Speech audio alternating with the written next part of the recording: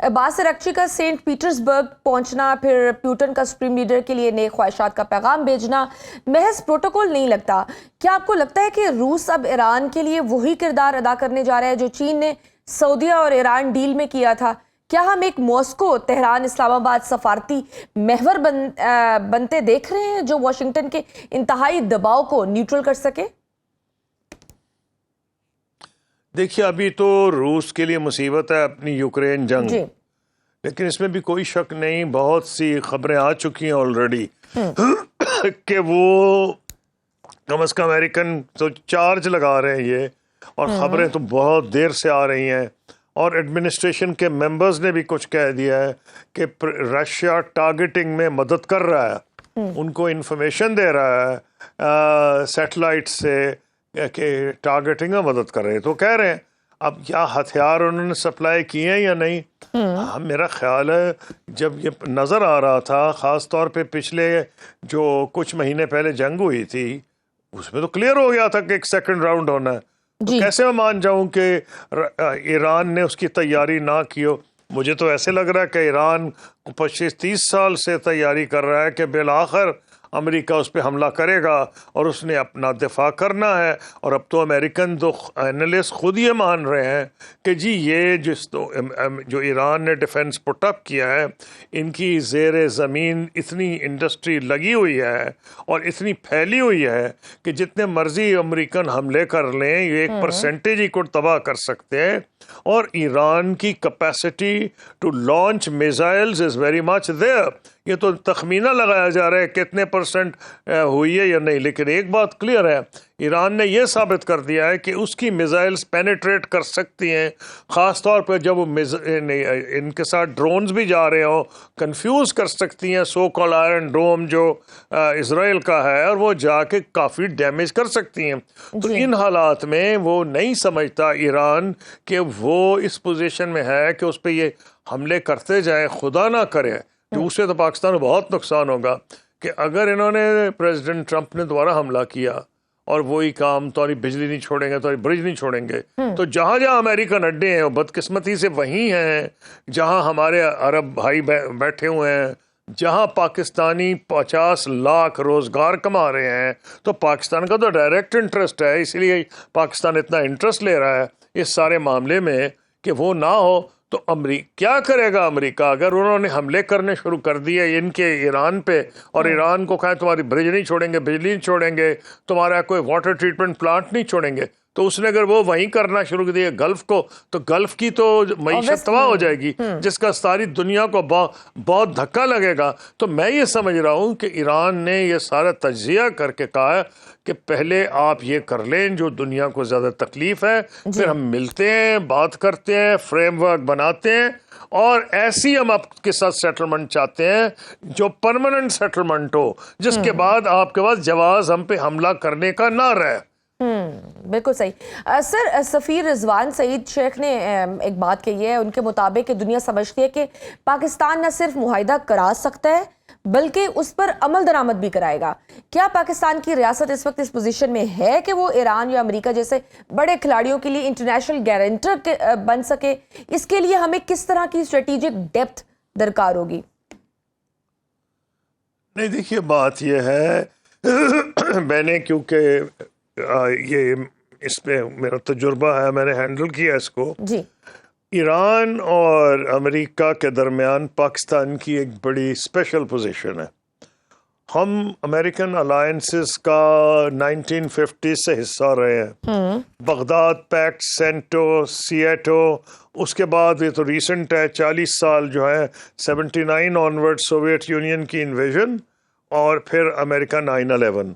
تو ہم 1950 سے امریکہ کے الائے رہے ہیں، حالانکہ ہم پہ سینکشنز بھی لگتی رہی ہیں بیکاز آف نیوکلیئر پروگرام، لیکن پینٹاگن کا، GHQ کا اور رابطہ کانسٹنٹ رہا ہے تھرو آؤٹ. تو یہ اٹ پلیسز اسپیشل ریلیشن شپ ہماری ایران کے ساتھ. ہمارے تعلقات کی نوعیت مختلف ہے. ہمارے ہاں حالانکہ کچھ ایسی سٹیجز آئی ہیں کہ جب ہمیں کچھ اعتراضات تھے ان کی پالیسیز پہ ٹورڈز انڈیا، وہاں کے جاسوس بھی پکڑے گئے تھے وہاں سے جو آئے تھے، لیکن ہمارے عوامی سطح پر تعلقات ہمیشہ بہت اچھے رہے ہیں. ہمارے زائرین وہاں جاتے رہے, مختلف شرائنز میں وہاں جاتے ہیں, اور ہمارے تاریخی, تمدنی, مذہبی اقدار ہیں, مشترک ہیں, جس کی بنیاد پر حکومتیں اگر تھوڑی بہت ادھر ادھر ہوں بھی تو ایران کی حکومت کو یہ پتہ ہوتا ہے کہ پاکستان ایک حد سے آگے نہیں جائے گا. مثلا میں آپ کو ثبوت دے دیتا ہوں, جب یمن پہ جنگ ہو رہی تھی تو اس وقت پاکستان پہ کافی پریشر تھا, گلف ایلائز کا, بس شمول سعودی عرب, UAE, لیکن ہماری پارلیمنٹ نے فیصلہ کیا کہ ہم نہیں جائیں گے وہاں. اس کی وجہ کیا ہے کہ ہمارا جو انٹرنل سیکیورٹی ہے اس کا ہمیں زیادہ ڈر ہوتا ہے. ایران کو اس بات کا علم ہے. ابھی بھی جب آیت اللہ خامنائی شہید کیے گئے ہیں تو ایران کے بعد سب سے بڑے ڈیمونسٹریشن پاکستان میں ہوئے ہیں, کیونکہ پاکستان میں صرف اہل تشیع نے نہیں ڈیمونسٹریٹ کیا, بس میں سنی بھی شامل تھے سارے. یہ وجوہات ہیں کہ پاکستان کی ایک اسپیشل ریلیشن شپ ہے. میں جب فارن منسٹر تھا تو میرے ساتھ بھی یہی ہو رہا تھا کہ لاریجانی صاحب جو منسٹرز ہوتے تھے, ان کے خرازی صاحب جو بھی قتل کر دیے گئے ہیں ریسنٹلی, ان کی وائف تو اسی میں بامبنگ میں ہی شہید ہو گئی تھیں, وہ کچھ دن کے بعد شہید ہو گئے ہیں. لاریجانی صاحب, میں نے ان سے ساتھ مل کے کام کیا ہے, متقی صاحب کے ساتھ. امریکہ میرے ذریعے میسیجز بھیجتا تھا اور یہ میرے ذریعے امریکہ کو میسیجز بھیجتے تھے کہ بھئی ہم یہ نیوکلیئر پروگرام پہ یہ معاہدہ ہونا چاہیے. لاریجانی صاحب نے, میں نے مل کے ایک ڈرافٹ بنایا پریزیڈنٹ بش کے لیے, اور کونڈولیزا رائس مجھے میسیجز ایران کے لیے بھیجتی تھی. اس کا کیا مطلب ہے؟ پاکستان کی ایک اسپیشل پوزیشن ہے. ہم واشنگٹن میں ایرانین انٹرسٹ کو واچ کرتے تھے جب ان کی ڈپلومیٹک ریلیشنز نہیں تھیں, اور تہران میں ہم امریکن انٹرسٹ کو واچ کرتے تھے. تو یہ ایک اسپیشل ریلیشن شپ ہے. ہمارا امریکن ایلائز بھی رہے ہیں, اور ایران کے ساتھ ہمارا بارڈر بھی ہے, اور بہت سی قدریں مشترک ہیں جس کی بنیاد پر ایران ہم پہ ٹرسٹ کرتا ہے, جس کی بنیاد پر ماضی میں جو میں نے آپ کو ذکر کیا ہے ہم یہ رول ادا کرتے رہے ہیں. اور انسٹیٹیوشنل میموری بھی ہے, آرمی میں بھی ہوتی ہے, فورن آفیسز میں بھی ہوتی ہے, ان کو بھی پتہ ہے کہ یہ رول ہم نے ماضی میں ادا کیا ہے. اور پھر یہ جو 4 ڈے وار ہوئی ہے انڈیا کے ساتھ, اس سے تو ماشاءاللہ اگر ہم کہیں thank U prime minister Modi تو کوئی ایگزیجریشن نہیں ہوگی. ہم کو تو انہوں نے زبردست فائدہ پہنچایا ہے. اس کے نتیجے میں ہمارے امریکہ سے تعلقات بہت قریبی ہو گئے ہیں. ساری گلف کے اوپر بات یہ بالکل کلیئر ہو گئی کہ پاکستان جو ایسی اسٹرانگ ملٹری پاور ہے جو اس خطے میں دفاع کے معاملے میں ایک مثبت کردار ادا کر سکتی ہے. تو ان ساری وجوہات کی بنیاد پر پاکستان ایک کریڈیبل انٹرلاکیوٹر ہے. بالکل. اور سر, عباس اراغچی اور پیوٹن کے درمیان ہونے والی گفتگو میں چین کا تذکرہ ایک ضامن کے طور پر کیا گیا ہے, اور برکس کے حالیہ دہلی اجلاس میں ایران کا سخت موقف بھی اس بیجنگ سپورٹ کی عکاسی کرتا ہے. کیا چین اس وقت پاکستان کی ثالثی کو اپنی گلوبل سیکیورٹی انیشیٹو کے ایک ٹیسٹ کیس کے طور پر دیکھ رہا ہے؟